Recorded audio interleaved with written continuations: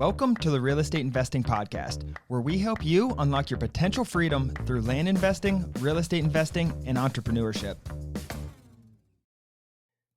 Hey everyone, welcome back to the Real Estate Investing Podcast. In today's topic, we're discussing making $500,000 off one mailer. I'm your host, Daniel Apke, joined again by my brother and business partner, Ron Apke. Before we get into the show, let's go over a question from one of our featured Discord members. Today's question is from Jason. Jason asked, at this point overall, do you recommend selling yourself on a flat rate broker or using a realtor? That's a really good question, Jason. I feel like it's been coming up more and more. If you have a good broker, I think 100% of the time you need to use them as much as possible. And when I say a good broker, they're responsive, they're responding to seller or buyers very fast. They know how to sell land. They understand our business. So they understand what terms we're looking for. We don't want highly contingent um, offers or anything like that. So if you have a good broker, use them. If not, testing the market out yourself while you're maybe looking for a broker isn't a bad idea. You can get it on flat rate brokers and post it up yourself. And then if you find a broker or something like that, you can pull it off and then they can list it. The flat rate broker costs you $99, $199, something like that. And I think it's more than worth it if you don't find a broker initially. Um, I'm trying to use brokers on more of my properties because it takes a lot off of our plate as a company. But that being said, if I don't have one I feel confident in, I'm not just going to sign listing agreements with anyone.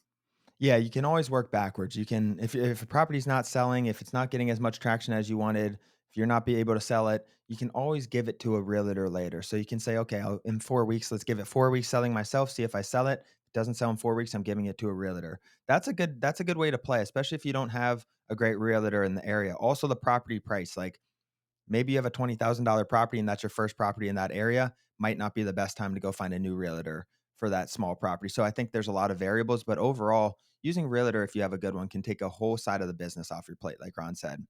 Other than that, Ron, let's get into today's topic, making $500,000 from one mailer. We had an episode on this about a year ago, Ron.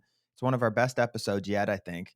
And we wanted to retouch it because this is the reality. We've had more mailers like that, but we're going to go into deep depth with this mailer.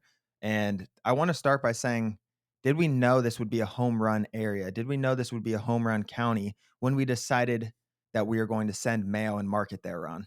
Yeah, we had no clue. I mean, we were just we're a shotgun approach. Like the way our business model is, it's a shotgun approach. But we still do things precisely in terms of how we price stuff like that. But yeah, I mean, Dan, we had no clue it would turn out like this. We felt good about it going into it. But what it turned out to be is just insane. It was really like any other mailer. Like I wasn't just sitting there waiting for this mailer. I think we'll go into specifics later, but I think overall it's like 1,200 mailers or something. It was just like any other mailer sending out biweekly, whatever we were doing, or, a couple times a month, sending out mail and seeing what we're getting back. Right. Absolutely. Yeah, it was nothing abnormal about this mailer other I don't remember, Dan, what our acreage range was on it. We used to not send as high of acreage ranges, but I know we got some big We properties got big here. properties back. Yeah. Yeah, exactly. So I think we try to expand our acreage maybe a little, but that's something we recommend really for every county. We got really good properties. We're going to dive in deep here. What size properties you just mentioned? We bought some bigger properties, and I feel like this was we at this point, we didn't have a ton of previous experience with a bunch of six-figure land, it seemed like. This was more of a transition point to open us up to that, I feel like, Ron, for this mailer. And 1,200, what size properties did we get back from that, and how many deals was it? I believe we got like 8 or 9 deals. I don't have the numbers in front of me. I think it was 8 deals. And it was anywhere from buying for like $10,000 all the way to buying for like $80,000. And everything in between. Our bulk, we had a ton of deals around like the $20,000 to $22,000 range. Yeah. And the thing that made this county special is how fast we could turn these properties. But it was anything, Dan. I think it was 8 deals, anything from $10,000 purchase price all the way up to 80.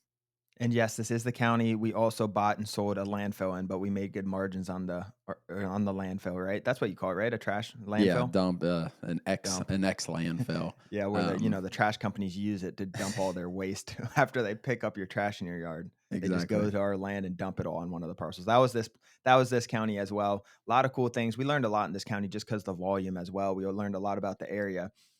So it was 8 properties. $500,000 total profit. Did we use a realtor on these properties, Ron? We used a realtor on a few.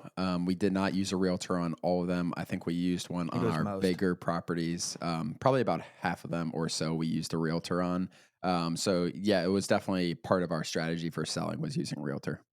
And the realtor we sent out to one of the 5 acres we had, and the 5 acres was in an area like Ron and I really like. We sent the realtor out, areas we like aren't always the nicest areas. They're mobile home friendly, they might not be the prettiest, nowhere you and I would probably live.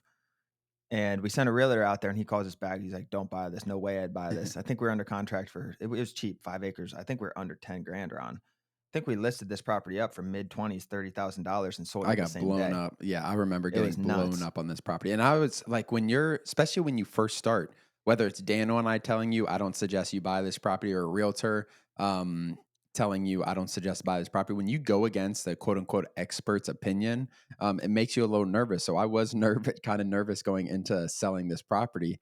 And like Daniel said, I think we ended up buying it for 9 and selling for like 29.9, something like that. And it was insanely fast how fast we sold it. It was the first time we're like, wow, people really do want mobile home lots with 0 restrictions in areas they can just do whatever they want. And you hear Ron and I talking about that a lot. We're like, does it have restrictions? We always find that out because you want your buyer pool to be as open as possible on the backside. It's a part of the reason we were selling these so quick and why the reason we turned these so quick, Ron. I feel like that was one of the properties we realized like mobile home areas are great for land. Mhm. Yeah, absolutely. I remember selling this, and it was not a perfect property, not just the area. It had a Easement going through, utility right? easement in Yeah. the front. Maybe it was the back. It had a utility easement in the back. It had part of its boundary line was overlapped with like the neighbor's like shed or something. So there were a couple defects that would turn buyers off, but it was a better market when we were selling these. So we took chances on properties like that, and it definitely paid off in this county and with this property in particular. So we sent the mail out. When did we know? Like, when did we start getting these leads? Because I know we didn't buy 8 properties at once, Ron.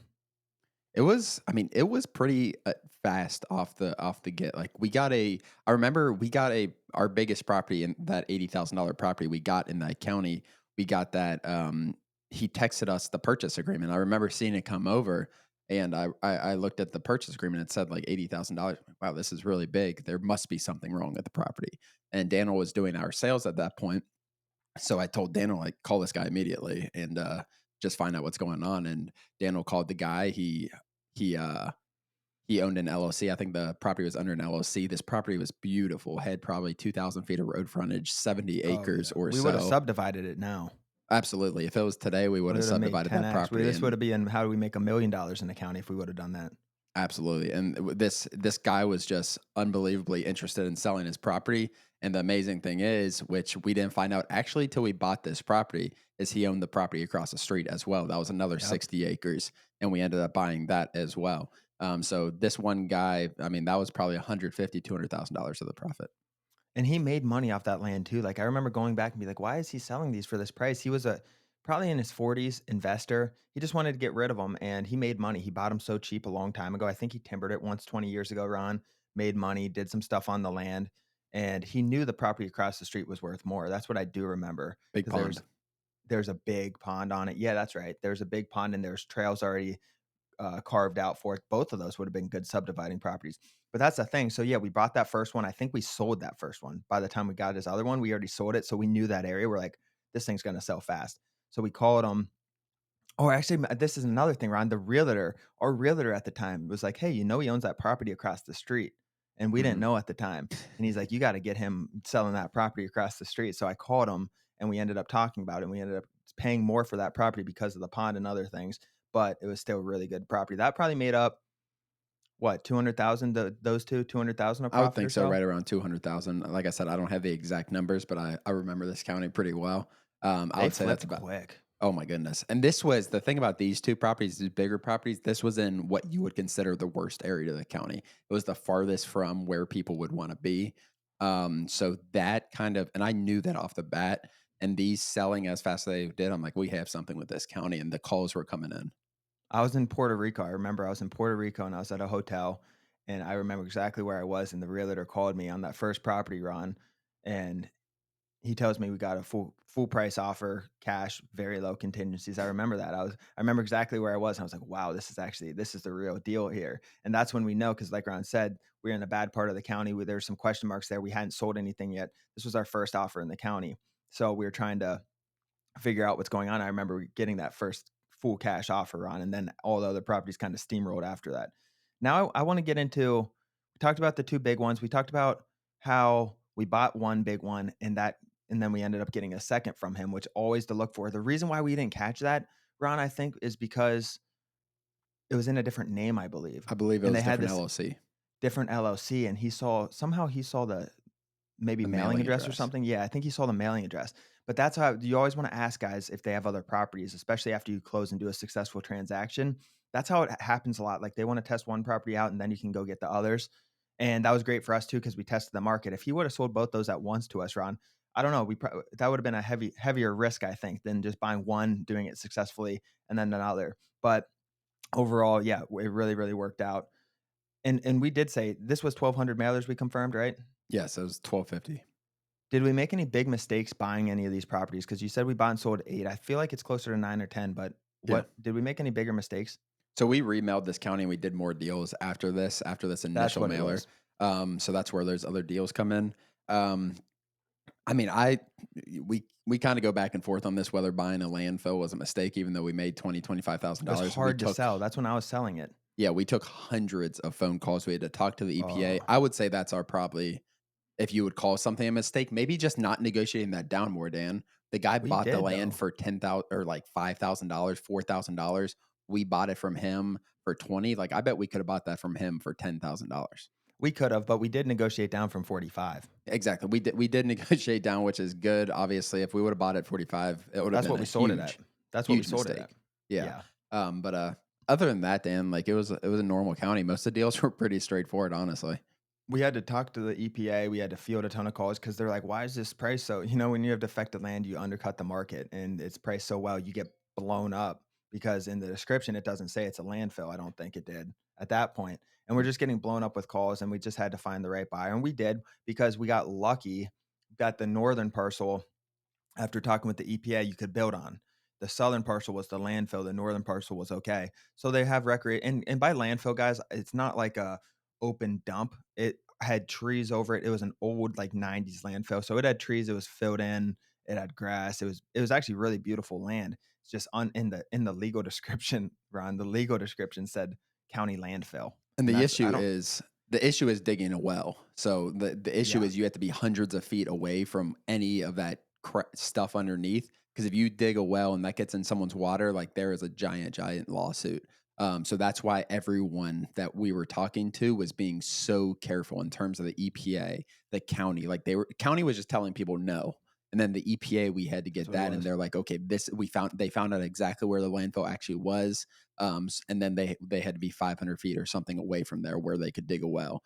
So if they couldn't dig a well, it would have been more difficult, obviously. Yeah, because the people were calling the county. The problem was the people were calling the county. The county was saying, "No, you can't buy this land. It's a landfill. You can't do anything on it." I would call the county, and then I was like, I've talked to the EPA. I have notes from the EPA. They shipped us a flash drive with the EPA shipped us a flash drive with the boundaries of where the landfill was and like the survey of the landfill and all that information. So I had to go in the EPA, guys, these government agencies aren't easy to get a hold of. I ended up getting a rep from the EPA who covered that area. And we were just going back and forth and back and forth. And I shipped him that. And we were going back and forth. I finally got them on the phone with the county to say they can build there. It just needed to be 150 feet from the bottom line of the property, I think it was, and some other things. But once that happened, then the county stopped saying, no, you can't build there because all these buyers are doing their own due diligence and then they're calling and then the county's just telling them no. And that was where the problem was. So once we fixed that, we were able to sell it relatively quick. But other than that, Ron, I think like it's interesting too because some people have counties like this their first mailer on, and some people it might take 50 mailers to get a county like, and that's okay because you're gonna get deals. But it reminded me, and I don't think this is as extreme, but Chris's county that he got. I think he got a few deals from there. His first it was 800 mailers, Ron, Hmm. and it's his very first county he ever. And it's not always going to be like that. But the one thing to note there, Ron, for Chris's county where he got a few deals back, and we funded one, it sold, and now we're funding another, correct? Hmm. and a few others are in the pipeline, I think. But it made me think, like, there was 2 other people in the group who sent mail to Chris's county. He just priced a little more aggressively and got him, and those other people still got a deal, I think, or 2. But it just shows, like, for Chris, it was his first county, his first mailer he ever sent. He ended up being a really, really a home run county it's gonna end up being, Ron. But some people might take 50 counties. We probably mailed at least 50 counties before this, I would imagine, right? Or 30 counties? Yeah, I mean, we haven't had something like this. Obviously, we've had a lot of success prior to this mailer, but like you said, like it doesn't come necessarily on your first mailer, second mailer. Those are going to keep the ball rolling, keep everything going. You're going to get deals. You're eventually going to run into a county like this, and it doesn't just happen, guys. Like that's what like, yeah, we didn't know this county was gonna be like this. Yeah, we didn't Chris didn't know his county was gonna be like that, but working the leads, bleeding them dry, being willing to negotiate, like, all those, like adding one deal to a county could be adding $100,000 of profit, like, just by working it. So working the leads, I think, Dan, is what some people don't do, and I think those are ones that kind of like, "Okay, my mail's not working." Yeah, I meant to go back and see that. I think it was like 50% of these 50% of these deals that we did either negotiated up or down. The landfill we negotiated down. The second property we Yep. negotiated up, or the big property we negotiated up. That But we 5 didn't acres, send a I mail think to it, though. We didn't even send mail to the we big didn't send mail to property. that one. Yeah. So we negotiated with I them. remember do you remember the 7 acres? It was in the middle of the county, and this lady, it took probably 15 phone calls, and she was trying to negotiate, we're like, we were stuck at a number. I think it was like $18,000 for 7 acres, and it was really good land. It was a little bit of weird shape, but, I mean, this was 10 to 15 phone calls with this lady, and then once we finally got her to sign, do all that or once she finally was on board, we closed in 2 weeks, everything worked out, but I don't know if you remember that one. I think it was both of us kind of tag teaming this one, texting, emailing, and calling this lady. I'm trying to think. I'll have to go back in the CRM and check that out. But yeah, I mean that's the thing, guys. That can make or break a county. Let's say you send 1,500 mailers, you get one deal. Like adding a second deal is increasing your ROI by 50%. If the deal is the same amount, it could increase it by 90% if it's a bigger deal. So working those deals, like it takes time, just like Chris's deal, just like Matt's deal. Matt working deals and doing surveys for people. Oh, Um, yeah. Bring that up. Talk about that. yeah, so Matt P, who has been in the group for, I don't know, 6, 8 months, whatever it is, doing really, really well. He's buying a property for $18,000. The property was, I don't know, 20 acres, 16 acres. It was 16 acres. But there was, I don't know if there's a house on it or they just wanted 4 acres. So they wanted to keep 4 or 6 of the acres and sell 10 to Matt. Matt got a surveyor lined up, cut off their 6 acres, and he's buying the 10 acres for $18,000 and is going to sell it all of it, all the 10 acres for $80,000. He had $4,000 of survey costs and he's going to make 50 to $55,000, whatever it is. So He's just hungry. putting in a little bit of effort, working the deals, finding out what the sellers want. Like if you want a deal, find out what the sellers want and try to make something work. It's not always going to work, but doing that more times is going to yield more deals. And you gotta be hungry. Like, I'm thinking back to how like, we were so hungry for deals when we sent that mailer Mhm. on for these like, we were so, so, so hungry for this. We started making money, we were making money, we were rolling, and we were just grinding, and it was fun. And that's kinda like Matt, like, when you're grinding that much and you're that hungry, like, you find ways to make it happen. Because in your mind, you have proof of concept now, you've bought and sold a bunch of land, you know it works, and you start rolling, and you get hungry, and it just, like, you make things happen. Like, for Matt, he was able to survey off a few acres and have an $18,000 property he's going to sell for 80, $90,000 fairly quickly, I think, Ron. But those will come over time as you just got to be hungry and get after it and attack your leads. Honestly, that's half the battle, I feel like. Yeah, I mean, without a doubt, like if you come in and like think this is not going to work, whatever it is, you're never going to run into counties like this. Like I said, like we attacked this county. Excuse me, we attacked this county. We attacked all these deals. We were extremely aggressive with it, and that's why it worked out. That's why everyone who's being successful in this business is working out because they're being aggressive, like they believe in the process, and that's why these people are making $200,000 in some counties. Yeah, exactly. Awesome. Let's wrap it up there. This was fun. Yeah, really, really good, guys. If you guys are consistent with your mail, I think it's these counties are going to They'll come. come. Maybe not $500,000 on one county, but 200,000, whatever it is. But other than that, Dan, that's all I got. They'll come, especially as we keep talking, as we keep preaching bigger and bigger deals. Yep. Our deal review on Wednesday, Ron, and the members, we are seeing bigger and bigger deals in there. I'm telling you, it used to be like buy 10, sell 25. We're seeing so many 60, 70, 80, 100, $120,000 deals coming through. Absolutely. As always, thank you for joining. Please do us a huge favor and like and subscribe our YouTube channel and share this with a friend. It really means the world to Ron and I, but more importantly, it could help change the life of someone else. Thanks for joining, and we'll see you next episode.